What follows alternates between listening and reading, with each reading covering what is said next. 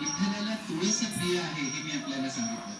ज्याप्रमाणे विठ्ठलाला तुळस प्रिय आहे त्याचप्रमाणे विठ्ठलाला गोपीचंदनही प्रिय आहे.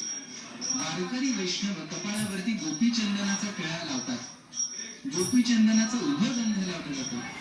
या गोपीचंदनाच्या गंधाचं सामर्थ्य काही वेगळंच असतं.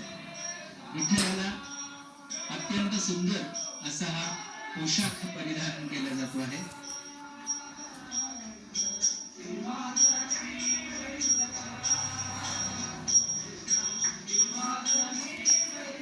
मुख्यमंत्र्यांनी आणलेला अतिशय सुंदर पोशाख, वस्त्र,